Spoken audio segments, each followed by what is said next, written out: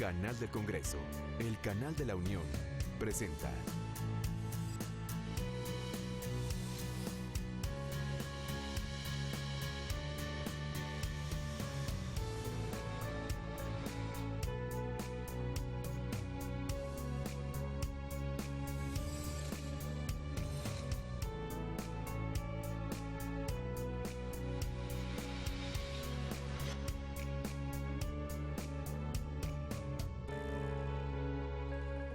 Con mucho gusto le agradezco que nos acompañe en la señal del canal del Congreso y le comento que me encuentro en la antigua casona de Jicotencat, anterior sede del Senado de la República, lugar en donde se está desarrollando el primer encuentro de congresos de las entidades federativas sobre la armonización con la Ley General de los Derechos de las Niñas, Niños y Adolescentes. Cabe señalar que este primer encuentro es organizado por diversas comisiones unidas del Senado de la República. Le comento algunas de ellas, que es de los derechos de la niñez y la adolescencia, la Comisión de Atención a Grupos Vulnerables, la Comisión para la Igualdad de Género, de Educación, de Derechos Humanos y de Estudios Legislativos Segunda. También encuentro en donde está participando la Cámara de Diputados y la UNICEF. Hace unos momentos se llevó a cabo la inauguración del mismo, donde se reiteró la participación de todos para armonizar esta ley. Cabe señalar que también este primer encuentro tiene el objetivo principal de reflexionar en torno a las implicaciones que la Ley General de los Derechos de Niñas, Niños y Adolescentes tiene para los congresos estatales y la Asamblea Legislativa, así como definir las acciones coordinadas para lograr la oportuna adecuación del marco normativo local conforme a las disposiciones de la misma. Este es el objetivo principal, le reitero. Sin embargo, es importante que usted conozca que dentro de este primer encuentro se estarán desarrollando conferencias, mesas de trabajo. Asimismo, se estarán participando los que vienen de las entidades federativas. Yo lo invito a que le dé seguimiento a través de la señal del canal del Congreso, ya que este evento se llevará a cabo la transmisión en vivo para que usted le dé ese puntual seguimiento. Le comento, en primer término, en unos momentos más estará dando inicio la conferencia La Ley General de los Derechos de Niñas, Niños y Adolescentes, un nuevo paradigma de derechos. En nuestras conferencias los ponentes serán la doctora Mónica González Contró, investigadora titular del Instituto de Investigaciones Jurídicas de la UNAM. Asimismo, se prevé la participación del doctor Carlos Pérez Vázquez, quien es especialista en derechos humanos. Ellos, le reitero, estarán hablando de la Ley General de los Derechos de las Niñas, Niños y Adolescentes.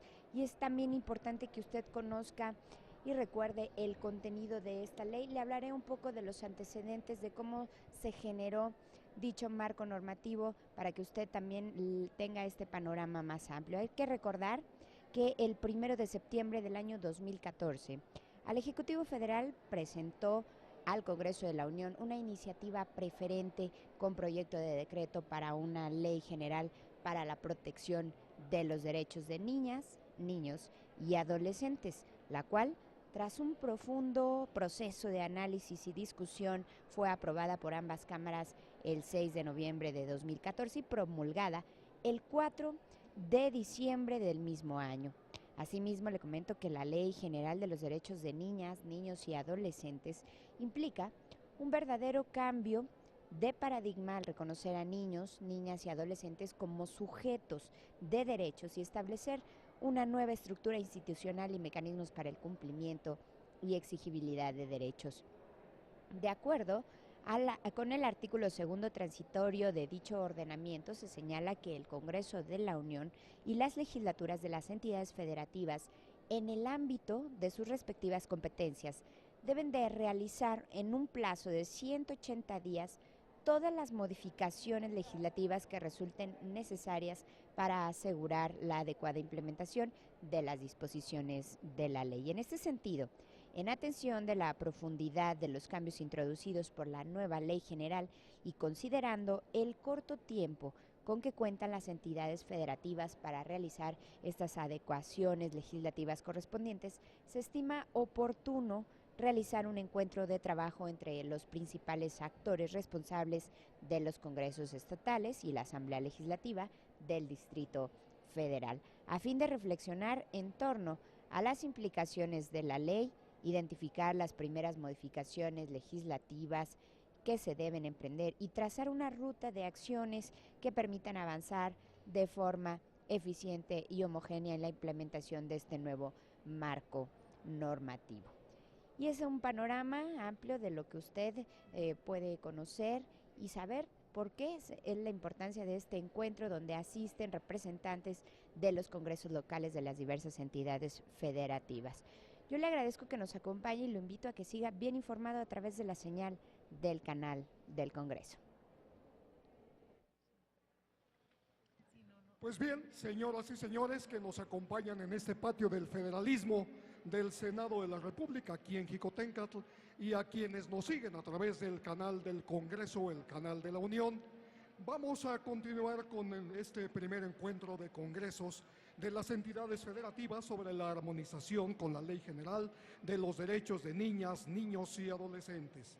Daremos paso a sendas conferencias compartidas naturalmente. Una de ellas se denomina la Ley General de los Derechos de Niñas, Niños y Adolescentes, un nuevo paradigma de derechos. Esta conferencia será dictada por la doctora Mónica González Contró, investigadora titular del Instituto de Investigaciones Jurídicas de la Universidad Nacional Autónoma de México.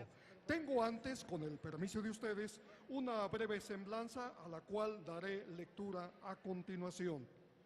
La doctora es Mónica González Contró, es doctora en Derechos Fundamentales por la Universidad Autónoma de Madrid, en donde se tituló con la tesis Derechos y Necesidades de la Infancia y Adolescencia, una fundamentación de los derechos de los niños. Estudió la licenciatura en Derecho en el Instituto Tecnológico Autónomo de México, recibiéndose con la tesis sobre el tema Derechos Humanos y Niñez. Es investigadora y secretaria académica del Instituto de Investigaciones Jurídicas de la UNAM, especializada en el tema de los derechos de los niños, niñas y adolescentes, y es profesora de la Facultad de Derecho de nuestra máxima casa de estudios. Es autora de diversos artículos especializados y del libro Derechos Humanos de los Niños, una propuesta de fundamentación publicado por el Instituto de Investigaciones Jurídicas de la UNAM. Doctora Mónica González Contró, tiene usted la palabra. Pues muy buenos días a todas y a todos. Muchísimas gracias por la invitación para estar esta mañana con ustedes y pues especialmente por poder participar o continuar participando en este proceso de construcción de un sistema de derechos para niñas, niños y adolescentes.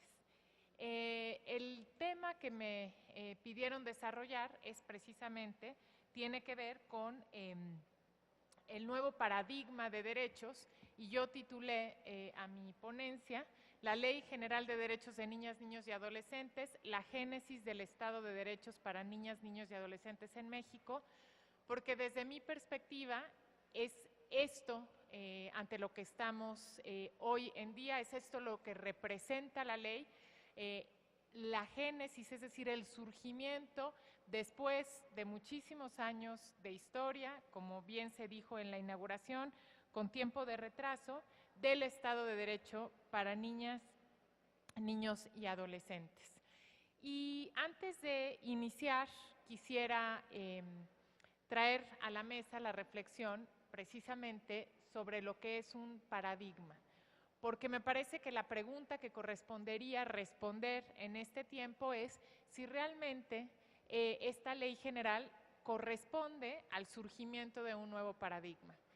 Decía Thomas Kuhn en su famoso libro de la estructura de las revoluciones científicas, haciendo referencia a este concepto, que precisamente un paradigma es la base para la construcción de la ciencia normal. ¿Qué quiere decir esto? Digamos, es una verdad aceptada en un momento dado sobre la cual se va construyendo la ciencia, se va construyendo el conocimiento. Y sobre estos paradigmas, digamos que son modelos aceptados por una sociedad en un tiempo determinado, desde luego se construyen las instituciones, el conocimiento, etcétera. En las ciencias sociales o en el ámbito del derecho, podríamos decir que los paradigmas son precisamente estas ideas que tenemos y sobre las cuales se construyen los sistemas jurídicos, las instituciones, y que al mismo tiempo las instituciones responden a estos paradigmas.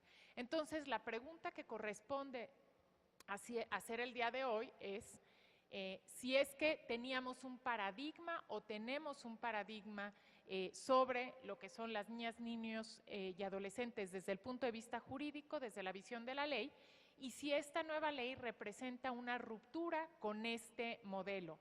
Kuhn nos decía en este famoso texto que el conocimiento se da a través precisamente de revoluciones científicas que rompen paradigmas, no es simplemente acumulación, sino que generan rupturas. Y justamente buscaremos responder a esta pregunta. La siguiente diapositiva, por favor.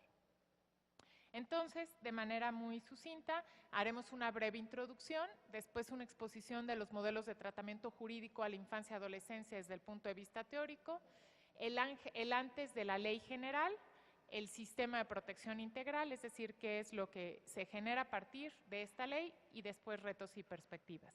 Siguiente, por favor. Partimos precisamente de las percepciones sociales sobre los niños, niños y adolescentes. En 2010 se llevó a cabo la encuesta nacional sobre discriminación en México, que convocó el Consejo Nacional para Prevenir la Discriminación, y el objetivo de esta encuesta era medir las percepciones sociales sobre ciertos grupos en condición de vulnerabilidad. Afortunadamente, por primera vez, se incluyó en una encuesta de esta naturaleza lo que la gente, el ciudadano común y corriente, la ciudadana común y corriente, piensa sobre los derechos de niñas y niños. Y nos encontramos con este resultado. 6 de cada 10 personas opina que los niños deben de tener los derechos que les da la ley, mientras que 3 de cada 10 consideran que deben de tener los derechos que sus padres les quieran dar. Poco más de 3% considera que los niños no tienen derechos porque son menores de edad.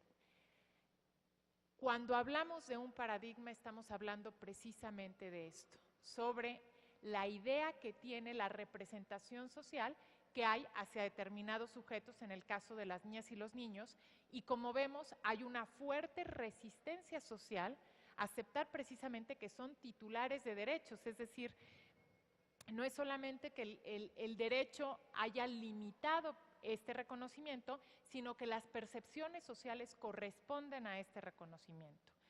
Por otra parte, también, frente a lo que nos encontrábamos, ¿no? Aquí el diagnóstico en 4 casos paradigmáticos, es decir, que además de la falta de reconocimiento como titular de derechos, ¿qué efecto tenía estas percepciones sociales? 4 puntos muy importantes. Maltrato infantil. Cuando una persona, ¿no? Yo me especializo en derechos de la infancia, mucha gente lo sabe, y entonces llegaba y me preguntaba, oye, veo que mi vecina le da unas golpizas tremendas a su hijo, ¿no? Los he escuchado, ¿qué hago? La respuesta era ciertamente compleja, porque desde la perspectiva, digamos, general, podríamos decir, es que hay que ir a poner una denuncia ante el Ministerio Público. El problema es que el Ministerio Público considere que vale la pena levantar una denuncia porque una madre o padre golpeó a su hijo. Y después, si eso prospera, el niño probablemente será retirado, ¿no?, del seno familiar, y lo cierto es que el Estado mexicano no tiene la estructura necesaria, ¿no? Probablemente será canalizado hacia una institución privada y tiene el riesgo, por ejemplo, de ser Casitas del Sur, ¿no? Tiene el riesgo de ser una institución en donde se abuse de los niños. Niños y niñas privados de cuidado parental. Esto es también otro de los casos paradigmáticos, porque los niños que no tienen el cuidado de sus padres, que por alguna razón no pueden ser cuidados por sus padres, también son canalizados a instituciones privadas. Y hace algunos años los DIFs municipales, por ejemplo, expresaban en unos foros que se organizaron en torno a la convención que muchas veces no se podía dar en adopción a una niña o niño porque para ello hacía falta seguir un juicio de pérdida de patria potestad y el DIF municipal no contaba con los 3,000 pesos que costaban los edictos para citar como requisito legal a los abuelos o a toda persona que pudiera tener algún derecho sobre patria potestad y por lo tanto, en lugar de incorporarse a una familia, crecían hasta los 18 años en una institución.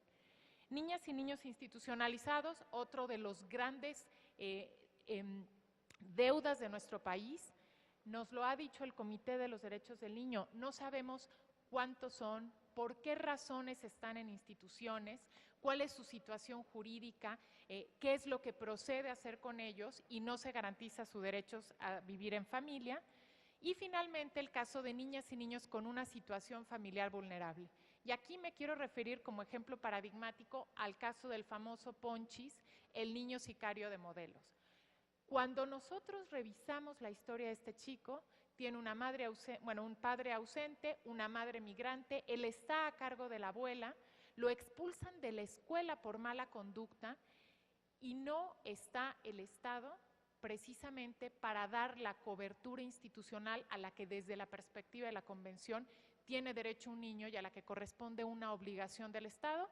Los resultados están a simple vista, que a los 12 años este chico es un niño sicario. Lo que habría que preguntarnos es dónde estuvo el Estado durante los 12 primeros años de este chico, no solamente pedir el aumento de penas, ¿no? O criminalizar a los niños cuando antes hubo una omisión gravísima a sus derechos.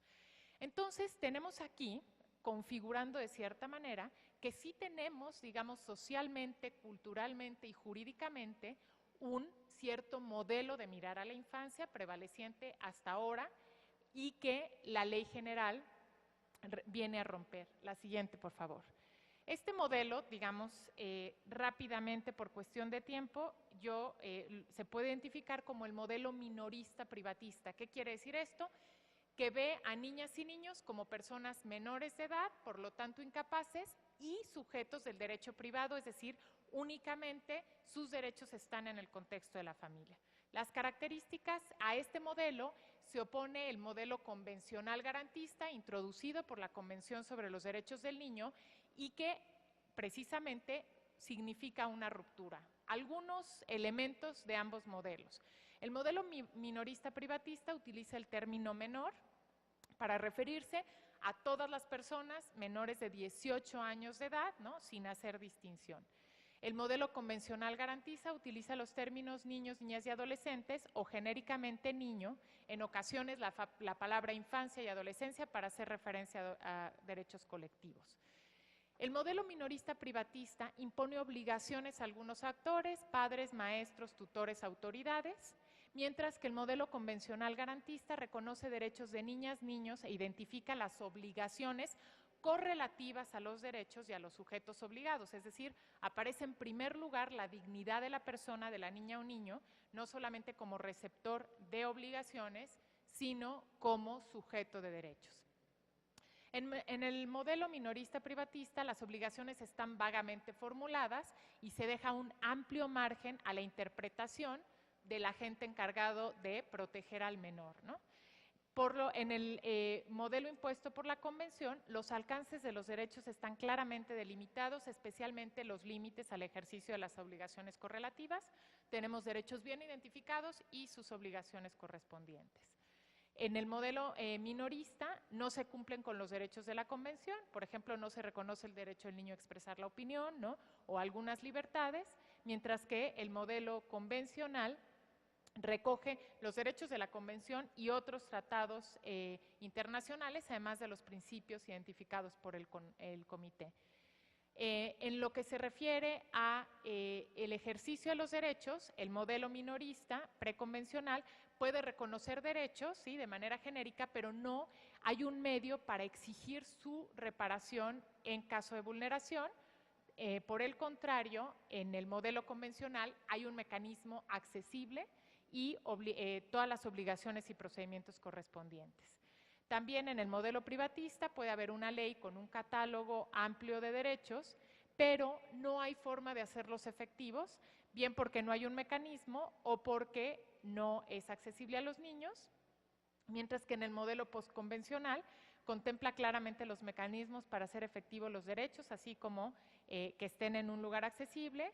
Y finalmente, en el modelo minorista se presupone que el menor se encuentra dentro del ámbito privado de la familia y por lo tanto el Estado no tiene más que una pequeña intervención en algunos derechos, mientras que en el modelo que establece la Convención, el Estado debe actuar como un agente activo y promotor del cumplimiento de los derechos y utiliza medios para cambiar estereotipos, adecuar la legislación y proveer servicios públicos. Entonces tenemos aquí que sí estamos ante una ruptura efectivamente de un paradigma que introduce la nueva ley. La siguiente, por favor, ¿sí? Que responde precisamente.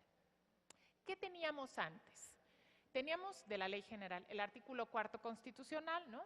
Que fue reformado en 2000 y posteriormente en 2011, la Convención sobre los Derechos del Niño, que si bien reconocía los derechos, al ser un tratado internacional no tenía los mecanismos internos para su garantía, la Ley para la Protección de los Derechos de Niñas, Niños y Adolescentes en el ámbito federal.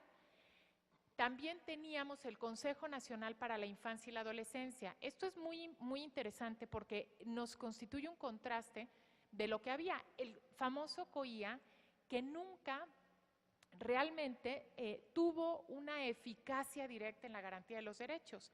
Y por varias razones que, bueno, no me puedo detener aquí. En primer lugar, era un consejo creado por un decreto presidencial y formado, digamos, por 2 o 3 secretarías, tenía realmente, pues era muy limitado, ¿no? Sedesol, la SEP, la Secretaría de Salud, y sus atribuciones eran interesantísimas, porque los verbos, hubo una gran creatividad para encontrar varios sinónimos, era proponer, opinar, inducir, promover, procurar, evaluar, recomendar, alentar, propiciar, es decir, no había obligaciones, era simplemente estos verbos que son de carácter progresivo. Después tenemos las leyes locales de protección de derechos de niñas, niños y adolescentes y comités de seguimientos o consejos en cada una de las entidades. Siguiente, por favor.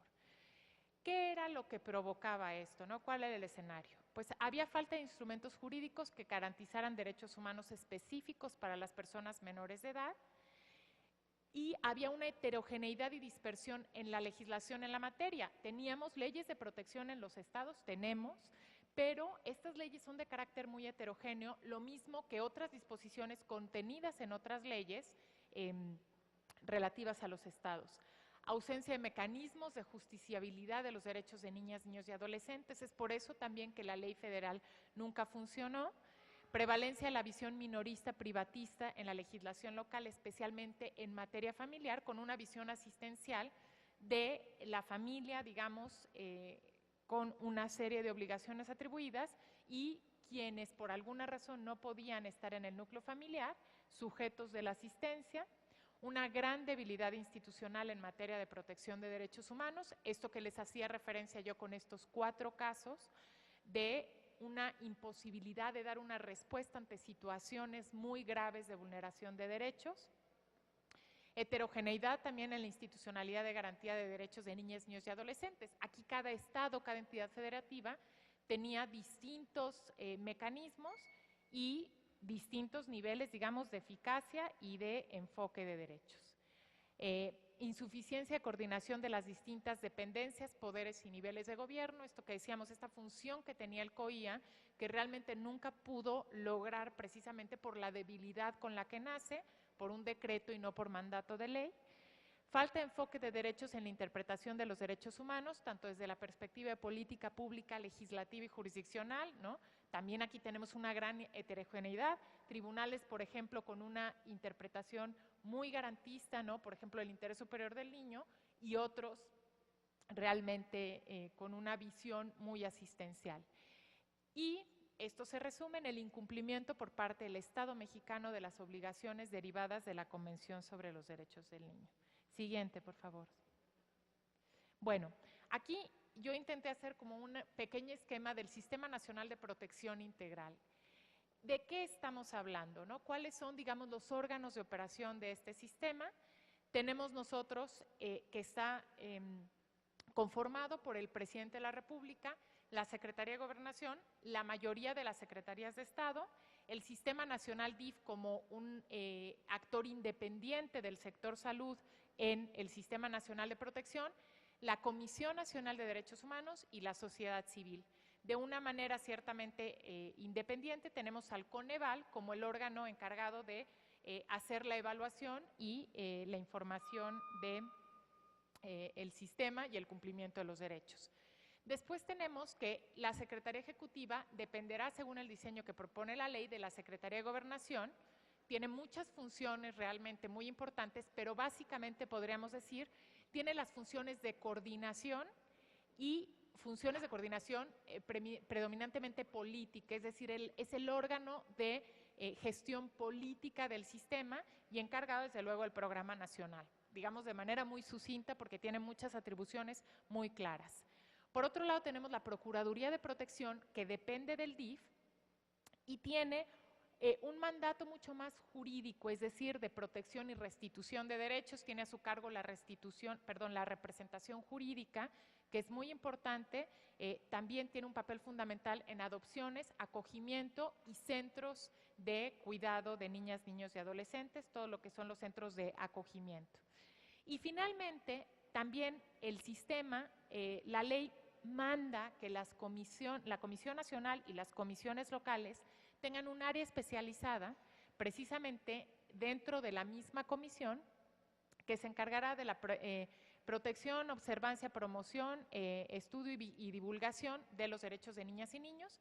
No hay un mandato concreto sobre cuál es el diseño en el caso de la Comisión Nacional para estar especializada, no señala expresamente que sea una visitaduría, pero desde luego se entiende que tiene que ser un área que permita un enfoque transversal y la transversalización de los derechos en el entendido de que todas las visitadurías pueden tener implicación en la vulneración de derechos de niñas, niños y adolescentes y en el cumplimiento de las funciones. En lo que se refiere a los sistemas locales, la ley da un margen importante de decisión a las legislaturas locales, ¿no? Y también a los sistemas municipales para determinar en primer lugar qué secretarías de Estado formarán parte del sistema de protección, ¿no? Cómo se conformará la Secretaría Ejecutiva y cuál será, digamos, el diseño institucional de las Procuradurías de Protección. Es decir, puede estar adscrita al DIF municipal o local, pero no necesariamente puede depender de la Secretaría de Gobierno del Estado, puede ser un órgano desconcentrado, pero lo importante es entender, ¿no? Y me parece que es rescatar al espíritu de la ley de cuál es la función precisamente de estas Procuradurías de Protección que tienen la representación jurídica, digamos, la operatividad jurídica de la ley en cada uno de los niveles. La siguiente, por favor.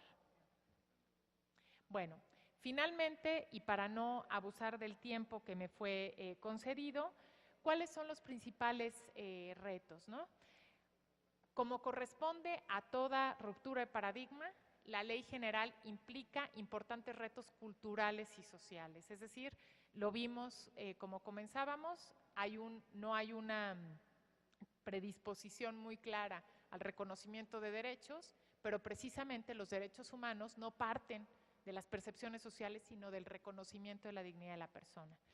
La aplicación del modelo convencional garantista, la construcción de la institucionalidad en lo que se refiere a sistemas de protección y procuradurías, la incorporación del enfoque de derechos en las leyes y desde luego la armonización legislativa transversal y en todos los niveles de gobierno. Tenemos el mandato de hacer la ley, pero no se agota la armonización. Este es el primer paso. Tenemos que impactar hasta los reglamentos municipales, los bandos municipales, porque realmente la aplicación de los derechos de niñas, niños y adolescentes está en todos los ámbitos. Termino diciendo, volviendo a citar a Kuhn. Kuhn decía que lo normal es que cuando surge un nuevo paradigma, este no reemplace inmediatamente al anterior, sino que durante un tiempo convivan ambos paradigmas y, digamos, haya una confrontación entre los dos modelos. Esto es a lo que nos estamos enfrentando ahorita. Es un reto interesantísimo, lo hemos visto, lo hemos vivido, pero en nuestras manos, precisamente, ¿no?, en sus manos como legisladores locales, está precisamente la eficacia y el hacer que los derechos que establece la Ley General sean una realidad para cada niña, niño y adolescente en México. Muchísimas gracias.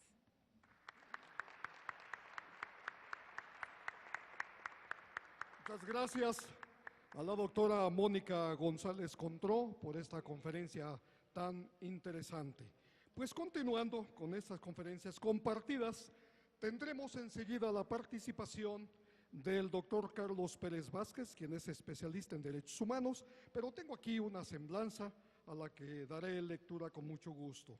Él es licenciado en Derecho por la Universidad Nacional Autónoma de México. Es maestro en Derecho por Harvard Law School y doctor en Letras Modernas por la Universidad Iberoamericana. Ha hecho estudios de doctorado por la University College of London, naturalmente en Londres, Inglaterra. De 2011 a enero de 2015, fungió como coordinador de Derechos Humanos y Asesoría de la Presidencia de la Suprema Corte de Justicia de la Nación. La participación del doctor Pérez Vázquez durante la gestión del ministro presidente Juan Silva Mesa fue fundamental para que la Corte recibiera el Premio de Derechos Humanos de las Naciones Unidas. Ha impulsado la elaboración de los protocolos de actuación para la labor judicial en casos que afecten a niñas, niños y adolescentes, personas y comunidades indígenas, personas migrantes, personas con discapacidad y los protocolos para juzgar con perspectiva de género, entre otros. Carlos Pérez Vázquez ha sido enlace entre la Suprema Corte de Justicia de la Nación y la Corte Interamericana de Derechos Humanos y participó como uno de los expertos invitados por el Senado de la República para discutir el contenido de la legislación en materia de los derechos de la niñez. Ha publicado y coordinado diversos libros y artículos especializados en temas relacionados con los derechos humanos y la impartición de justicia y colabora regularmente en distintos periódicos de circulación nacional. Actualmente es especialista independiente en temas de derechos humanos y justicia. Tiene pues el uso de la palabra el doctor Carlos Pérez Vázquez. Gracias. Gracias. Doy al Senado de la República pues un agradecimiento por invitarme a las 6 comisiones que me permiten continuar en este esfuerzo que se inició con la discusión de lo que hoy ya conocemos como la Ley General. Es en realidad un privilegio poder participar en este esfuerzo continuo. Intentaré explicar por qué es continuo y no termina y no va a terminar. Y ahora poderlo hacer de cara a representantes de las legislaturas locales que sin duda tienen en sus manos el futuro exitoso de esto que empezó a moverse en el Senado.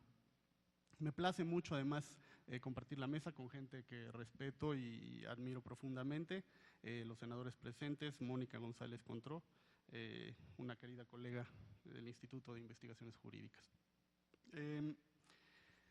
Hablaba Mónica del nacimiento de un paradigma, la conferencia compartida se llama así. Todo paradigma, en efecto, dice Thomas Kuhn, implica una ruptura, pero detrás de toda ruptura hay una renovación.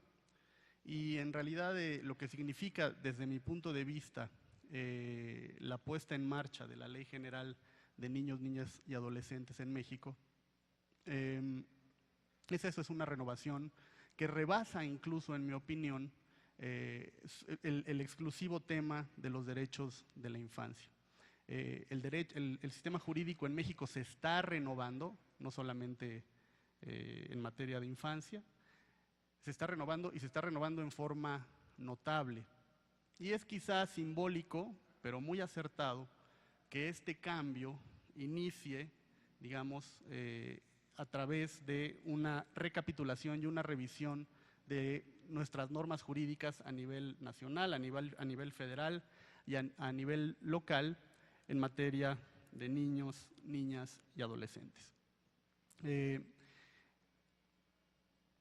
Esta ley nos permite empezar a discutir temas constitucionales de una envergadura que involucran a todo el andamiaje constitucional del país. Hace apenas una semana, en Ginebra, Suiza, el Estado mexicano sustentó su informe en materia de desapariciones forzadas, y uno de los compromisos del Estado mexicano fue tener en los siguientes meses lista una ley general de desapariciones forzadas. La ruta que hemos seguido entonces empieza a tomar uniformidad.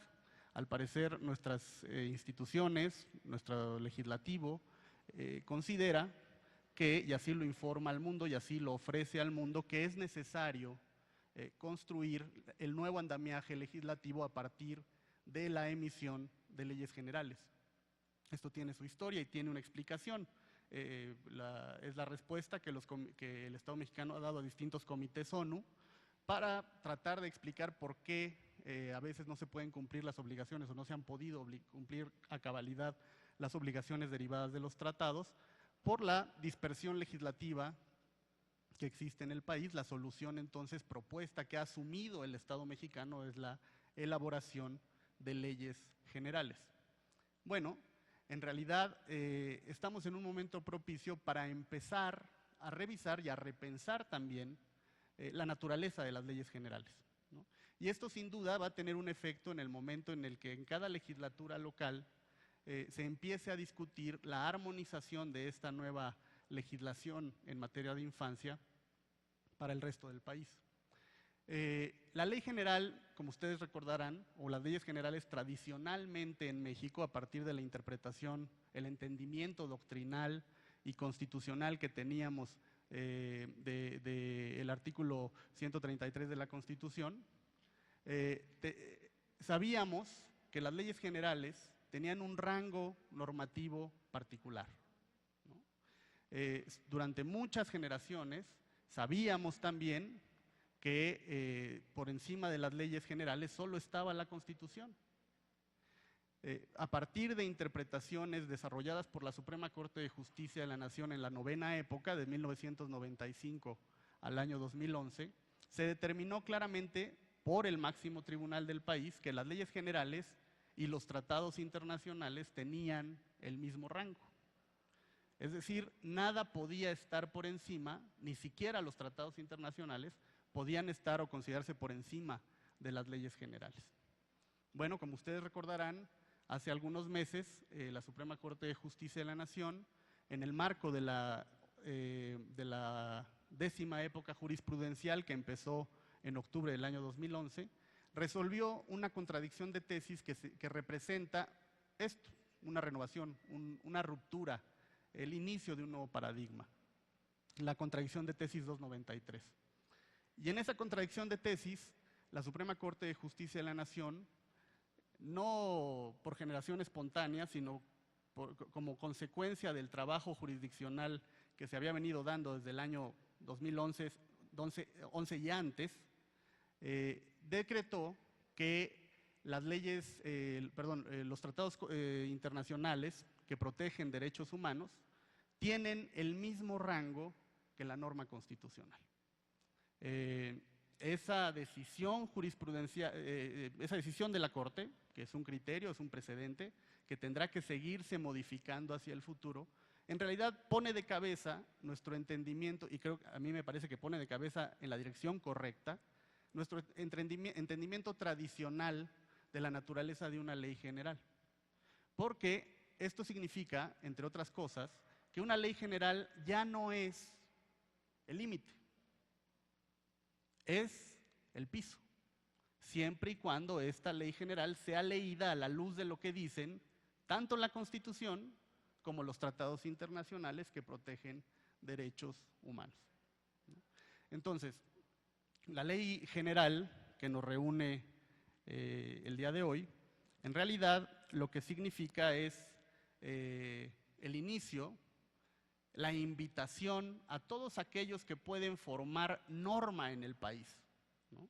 Que son por supuesto los legisladores federales, los legisladores locales, pero son también los ejecutivos, las autoridades administrativas, los propios tribunales, a empezar a ejercer un ejercicio de creatividad y reforzamiento de las protecciones de los derechos y libertades que en favor de la infancia ya contiene esta ley. En efecto, esta ley es el producto muy celebrable de una dinámica también, digamos, que hay que aprender a replicar y obligar a replicar, seguida por el Senado de la República, a través de la realización de foros, a través de la escucha de diversas opiniones expertas en este tema, que lo que lograron fue, en realidad, tener un producto bastante aceptable, muy acabado, pero que no representa el techo, el límite al cual el Estado mexicano puede llegar. Mónica González hace un momento nos recordaba a Kuhn, nos recordaba la importancia del principio de ruptura de las revoluciones científicas que está detrás de la creación y la caída de paradigmas. Esto, de acuerdo con Kuhn, tiene un nombre, un concepto que lo explica, que es la falsibilidad. Todo paradigma es falseable, es el principio del avance científico. Y esto significa, de acuerdo con Kuhn y con quien lo toma para las ciencias sociales, que es Karl Popper, que toda verdad está permanentemente sujeta a mejora, a discusión, ¿no? Esto es justamente, a mí me parece, lo que inspira la estructura general del derecho internacional de los derechos humanos, en donde se ubica, por supuesto, como un derecho fundamental los derechos de la infancia. No se trata de restringir derechos, eso está fuera de discusión. O sea, no podemos ni siquiera empezar a discutir o entender que la discusión que empezarán a tener ustedes en el seno de sus congresos, en el seno de los congresos locales, admite siquiera la posibilidad de considerar echar para atrás o tener una actitud regresiva en relación con lo que ya establece la ley general. Eso a mí me parece que a partir de lo que dice el artículo 1 de la Constitución y de lo que ha declarado la Suprema Corte de Justicia de la Nación, está fuera de discusión. No puede ni siquiera alegarse que una ley local, y no solamente por razones de derecho interno, por razones de derecho internacional también, que una ley local permite a una autoridad local restringir o echar hacia atrás, por la razón que sea, los derechos ya consagrados en la ley general. Lo que hay que entrar a discutir, o hay que hay que iniciar el trabajo de armonización pensando, insisto, que lo que ofrece la ley general es apenas el piso. Y la ley general, además, tiene, a mi parecer, un acierto fundamental en el artículo 6, cuando establece los principios. Son principios, son los cimientos del sistema jurídico en materia de protección de la infancia en México, cuando en su fracción 13ª dice claramente que un principio rector de esta materia en México, tomado directamente de la Constitución, del artículo 1, es el principio pro persona. Cualquier decisión, cualquier acto tomado por cualquier autoridad, en este caso concreto, en el trabajo de armonización de la legislación nacional a partir de la expedición de la ley, que obliga ahora la Ley General de Protección de la Infancia, no puede ir en contra de este principio. Ese es, me parece a mí, ese es el entendimiento de arranque, de salida, que en cada uno de los congresos y las legislaturas del país tiene que marcar, insisto, el inicio de la discusión. No se trata entonces de ver cómo se restringen o se obstaculizan o se hace enfadoso, digamos, el cumplimiento, la armonización de la ley general. Se trata de ver en los congresos y por el resto de las autoridades cómo se puede mejorar incluso. Eso sí se vale, mejorar, proteger mejor, de mejor manera los derechos de la infancia. Esa es la aplicación para este tema del principio pro persona. Y esto pone en línea, este argumento pone en línea, o se pone en línea con lo que decía Mónica hace un momento.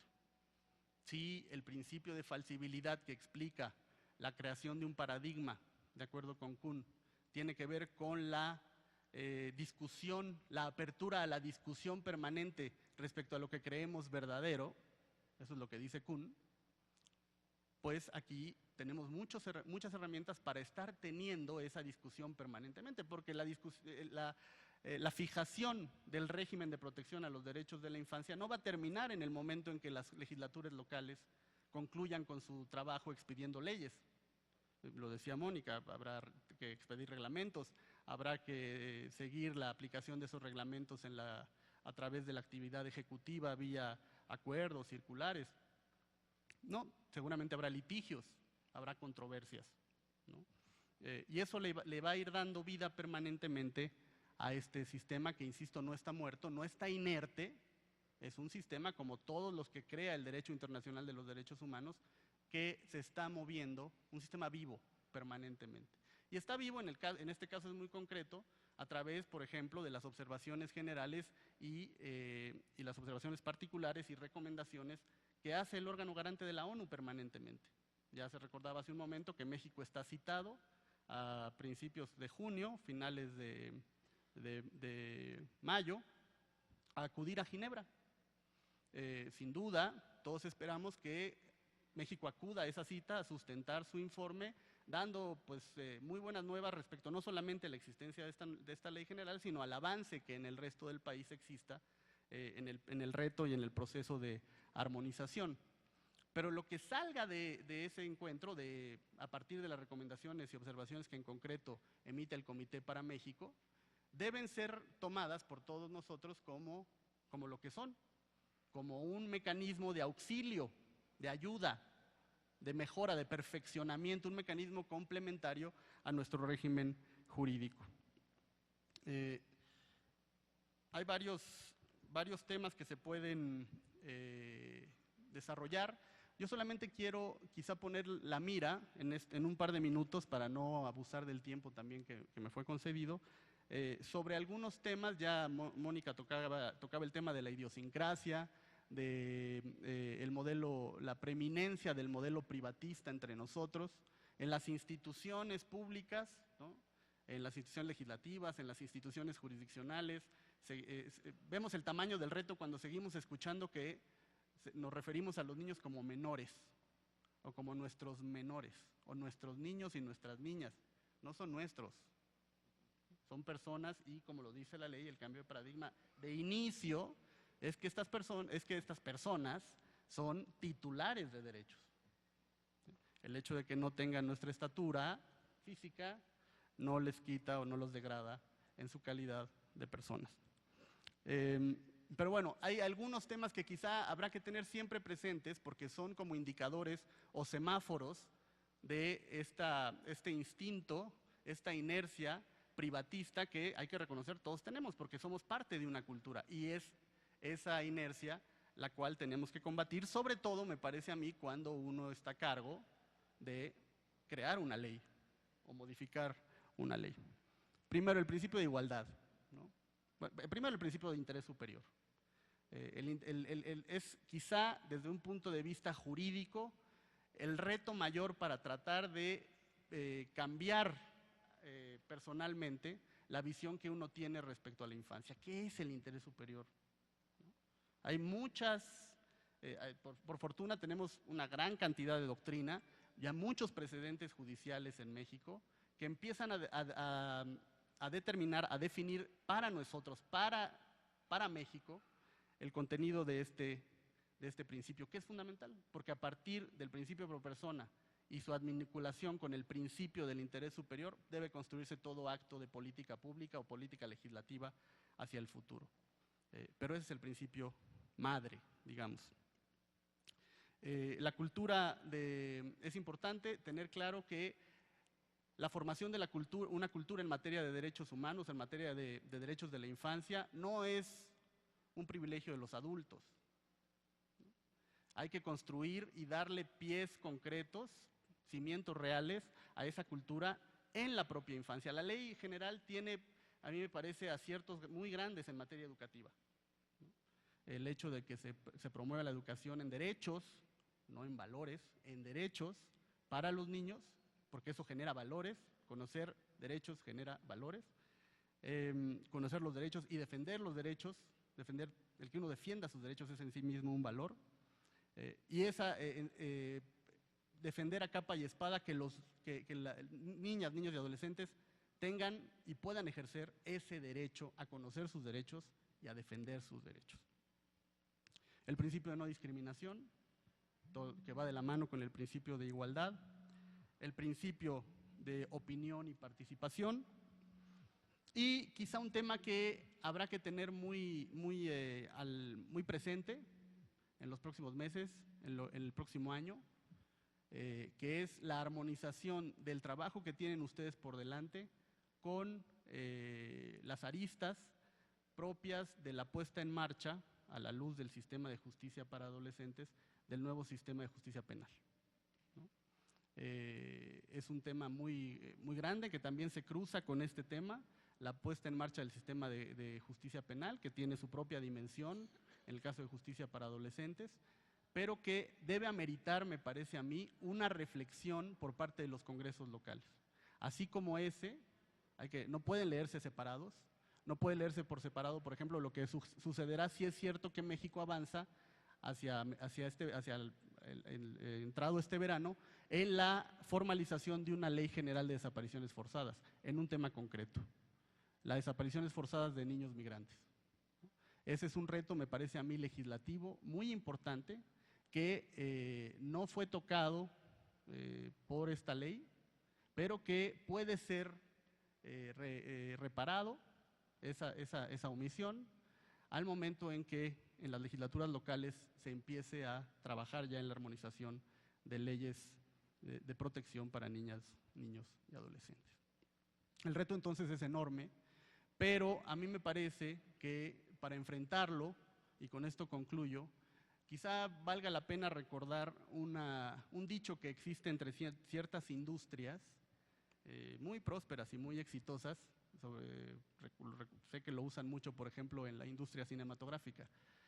No hay que apostarle tanto a las ideas, porque las ideas son baratas. Las ideas puede tener cualquiera, ¿no? Hay que apostarle a la gente, ¿no? Y lo importante es eso. La gran apuesta en la correcta aplicación y en la correcta puesta en marcha de esta ley está en ustedes en este momento, en ustedes, en gente concreta, en personas de carne y hueso. Yo estoy seguro que en virtud de la responsabilidad que está en sus manos, sabrán honrar esa carga, la obligación que los vincula como legisladores, como servidores públicos y, lo más importante, como protectores, que ya lo son y deben serlo, de los derechos de las niñas, niños y adolescentes. Agradezco de nuevo la invitación, espero que esto sea de utilidad. Gracias.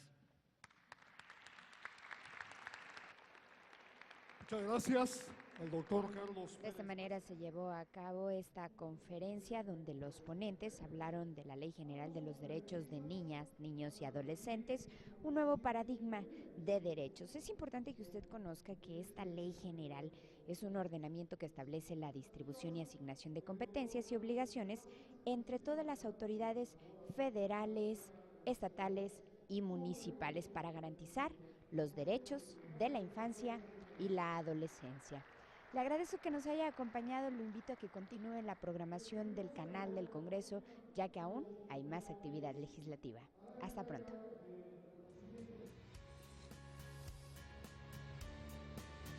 Canal del Congreso, el canal de la Unión, presentó.